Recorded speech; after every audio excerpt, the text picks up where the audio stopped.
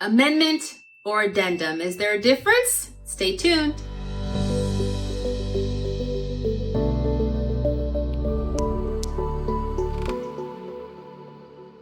Hi, I'm Mercedes the TC, and I'm a licensed real estate transaction coordinator in California.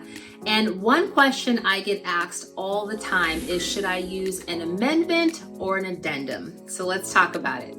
Now, the quick answer is you can honestly use either one for contractual changes, but you can really only use an addendum for non-contractual changes. So let's talk a little bit about the amendment. Now, I know a lot of real estate professionals would usually gravitate towards an addendum. It's what we're used to. Amendments were created to specifically address contractual changes. So you'll see the default choice at the top of the form is to incorporate it into the purchase agreement. But there is also a choice for residential lease, month-to-month rental agreement, or other agreement. Now you'll notice that these are all contractual documents. The word agreement being here really indicates that it needs to be used for a contractual change. This is key. Now, amendments also have two special features. Number one, if needed, they will expire if they're not signed and agreed to by all parties, sort of like a counter offer. And number two, they can be formally declined. You might need that option. Now, as a TC, this is a huge reason why using an amendment at the appropriate time is so important. I'll talk a little bit about why that is a big factor for me a little later in the video. So now let's talk about addendums. Now, everyone is pretty familiar with addendums. Although they can be used contractually, their superpower really is that they can also be used non-contractually. They're really like a blank piece of paper that can be incorporated into any other document that you might need it used for. It's like the ultimate sidekick. Now, like the amendment, it has options to select which document it's being incorporated into, but this time you'll notice that the other box does not include the word agreement at the end.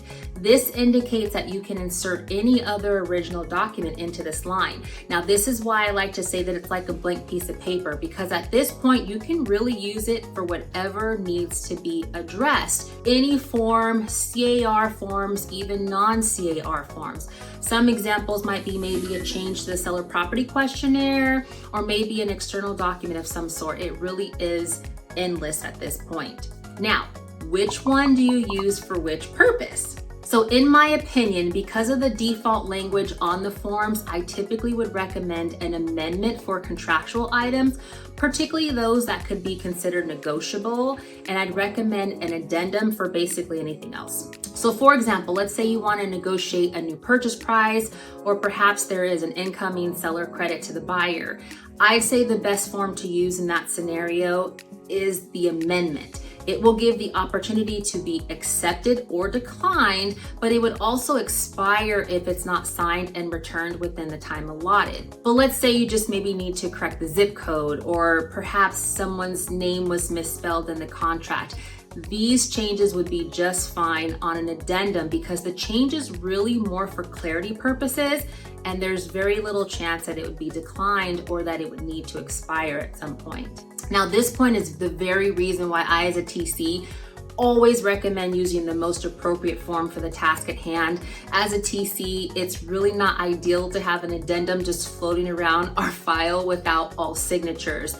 But because there's no language on an addendum to support it not being fully executed, it is essentially a live document until it is acknowledged by both sides somehow. It's just living unexecuted. So we want to be sure that we use the most appropriate form whenever possible.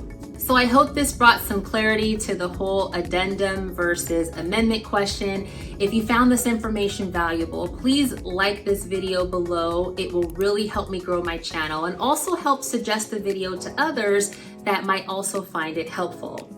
Here on this channel, I talk about real estate tips, tricks, and strategies from the perspective of an ex-realtor turned transaction coordinator full-time. So if this is something that you find valuable, please consider subscribing and turn on notifications so that you are notified of upcoming videos. And if you happen to be looking for a transaction coordinator in the Northern California area, please visit Mercedes&Co to see how my team and I may be of service. And definitely check out this video. I think you'll like it. Until next time, happy selling.